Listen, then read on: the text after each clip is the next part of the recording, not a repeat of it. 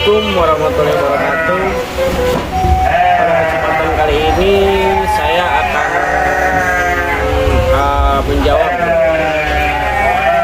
pertanyaan-pertanyaan subscriber atau komentar yang komentar di channel saya secara langsung ya. Q&A. Oh, Q&A. Jadi ini ada salah satu pertanyaan yang menarik dari nanti dia apa ya, bisa dibilang teman lama ya, nyimak terus atau ngikutin konten saya terus waktu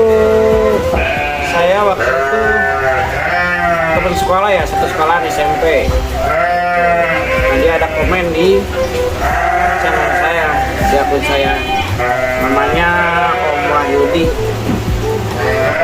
Kan satu sekolahan, terus walaupun satu sekolahan tapi kita punya nasib yang berbeda ya semua orang.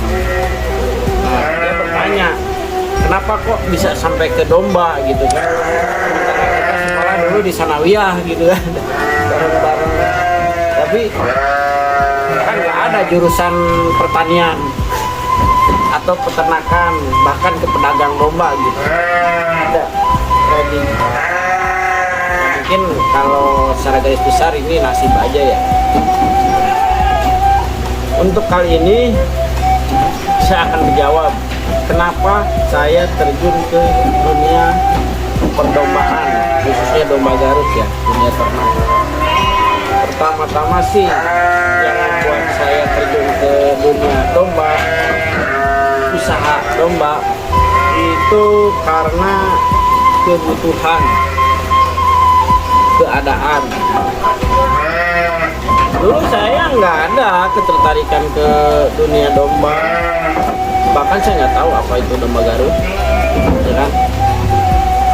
Saya tahu dulu jenis domba itu biji, kotor, dan bau, ya itu. Bahkan sewaktu saya dulu kecil SD ya, saya ingat sampai sekarang itu nenek saya mengatakan seperti ini. Kalau dalam kalimat bahasa Sunda, maneh mah lamun kana domba bakal baranahan jeung aturut sing baik dibilintik. Nah, kata-kata itu sampai sekarang masih terdengar, masih terngiang di telinga saya. Itu kata-kata dari nenek saya. Posisinya waktu itu kalau dulu pakai tungku ya, tungku alami, kayu bakar. Untuk orang Sunda mah ngasur-ngasur suhu karena hawu.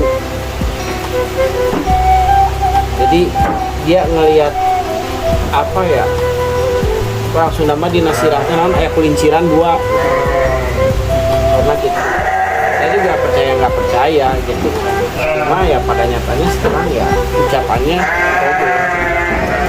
nyata.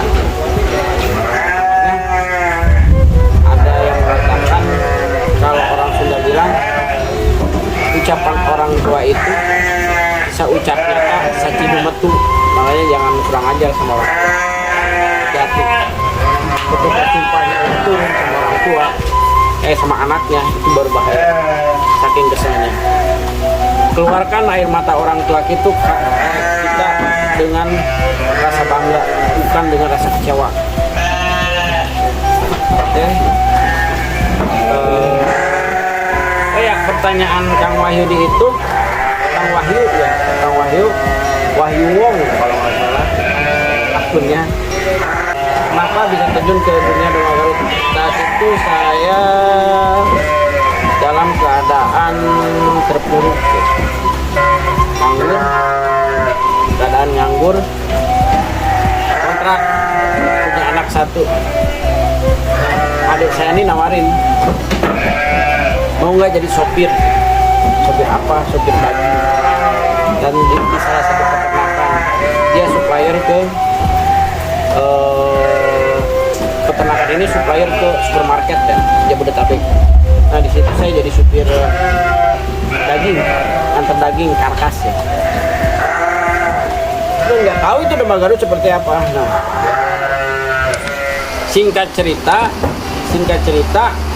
karena saya mungkin keadaan terus lingkungan di dunia peternakan ada rasa di situ, dan saya melihat peluang di situ. Di daerah juga saya lihat peluang, daerahnya masih banyak kosong, terus belum ada yang lahan tidak bermanfaat. Nah di situ saya mulai berpikir bagaimana caranya saya bisa hidup di tempat seperti ini, dan bagaimana saya bisa membuat wadah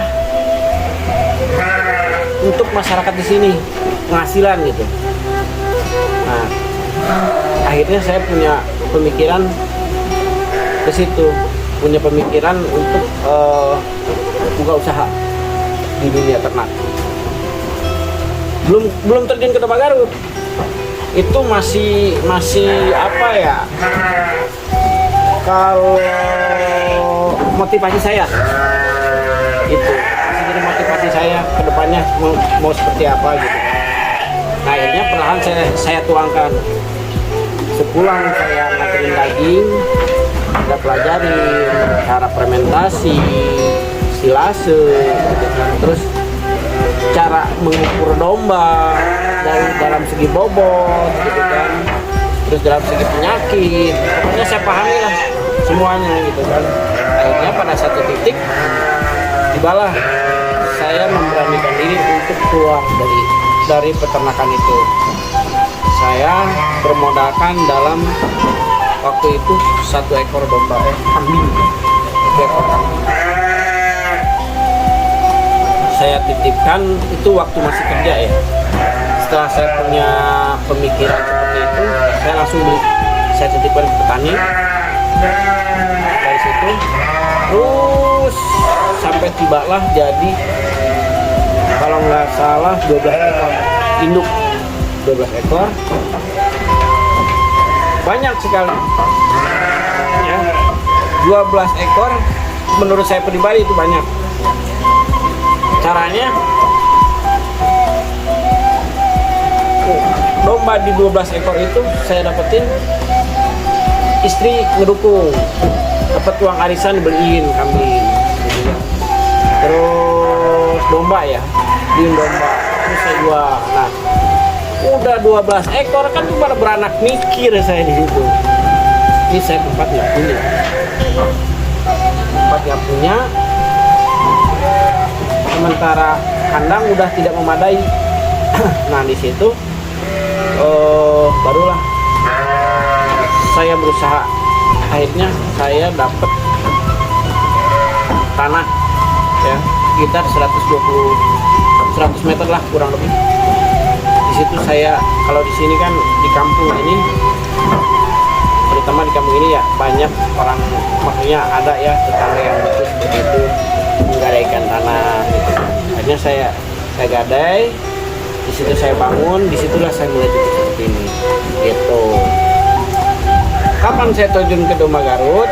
Nah, suka ke domba Garut itu saya waktu masih waktu 12 ekor itu saya masih kerja ya posisi, belum berhenti. Nah, ketika udah mulai beranak, baru saya memberanikan diri berspekulasi, saya harus memilih perusahaan saya atau saya harus tetap kerja. Akhirnya saya bilang sama istri saya, terserah,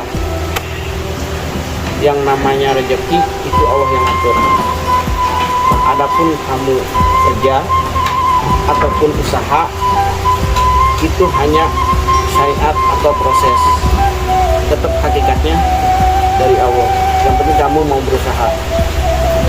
Itu suatu support dan cambuk bu ke saya kan. Saya harus bisa, dengan keputusan saya harus bertanggung jawab. Jadi akhirnya diambillah saya keluar dari kerjaan, saya pamit. Nah di situ masih domba sayur, karena waktu saya kerja di perusahaan ini, waktu selama saya kerja di perusahaan saya sering disuruh ke pasar. Nah di situ saya pertama ngelihat domba Garut itu di pasar Cianjur. Cakep bener. Waktu itu kelas A aja masih di zaman 4 juta ya. Kelas A itu masih 4 juta.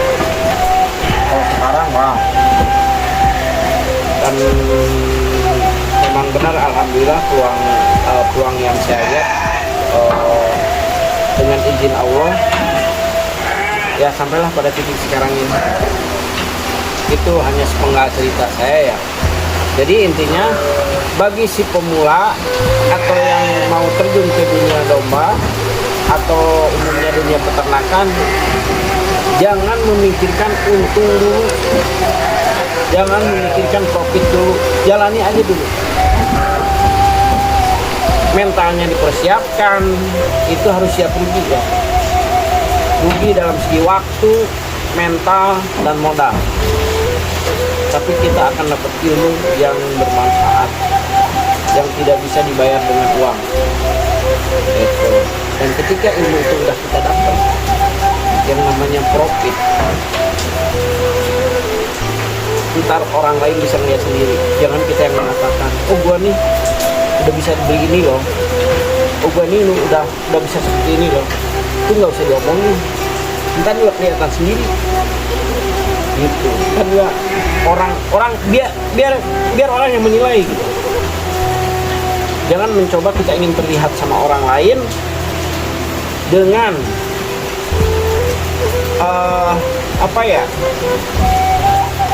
bermaksud untuk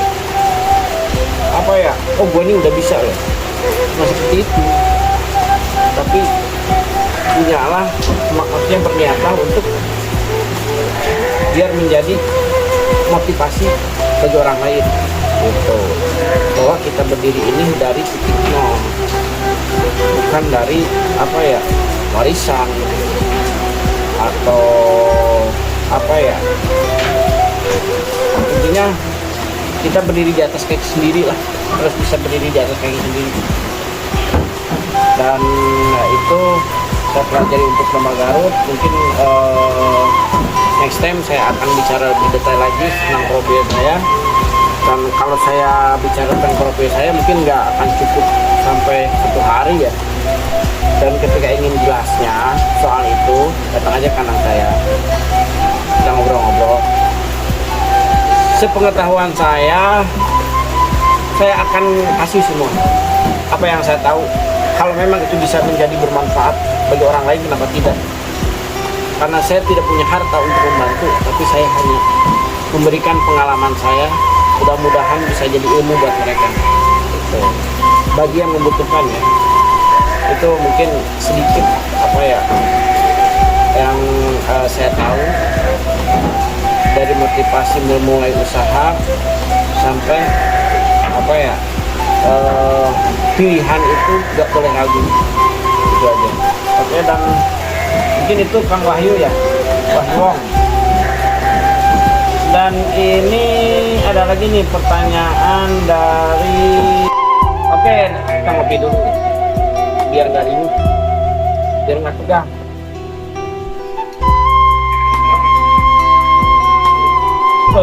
Ngopi di kamar, kita mau kopdar di sini aja, kopi mah gratis.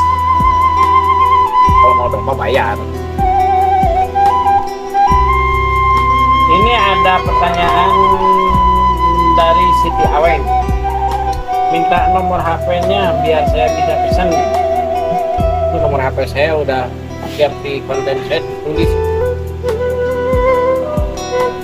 Boleh disimak lagi dan dilihat kontennya ya. Jadi mudah-mudahan bermanfaat.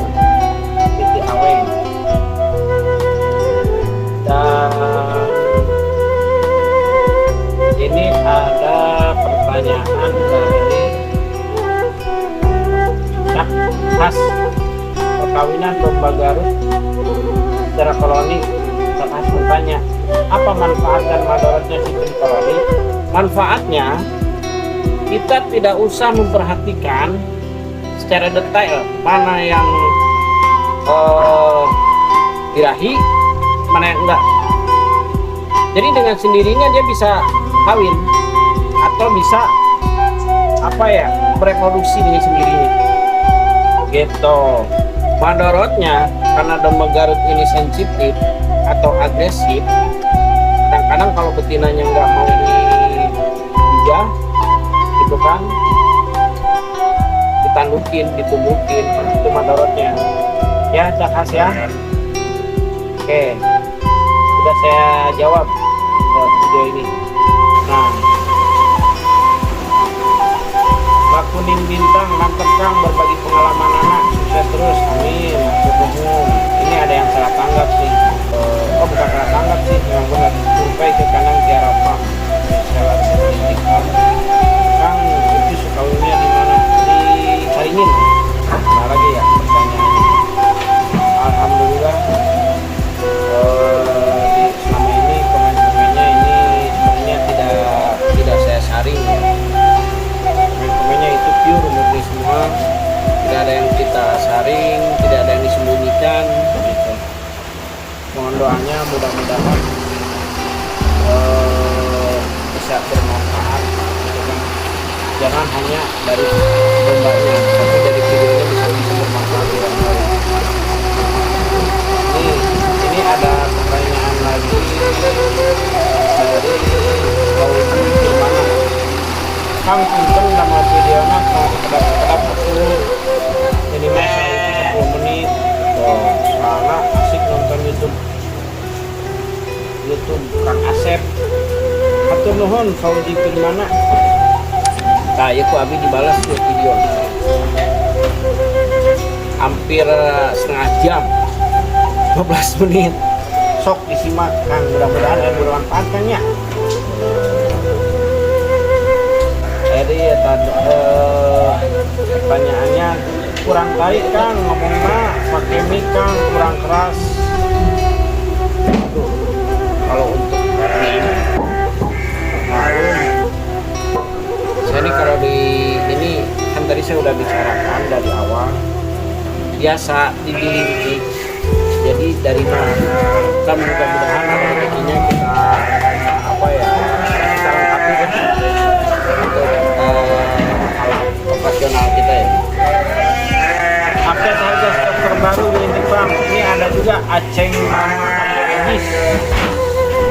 Coba bikin video tentang makanan Hawaii sehari sekali. Saya makan pakai murni ya, murni atau press.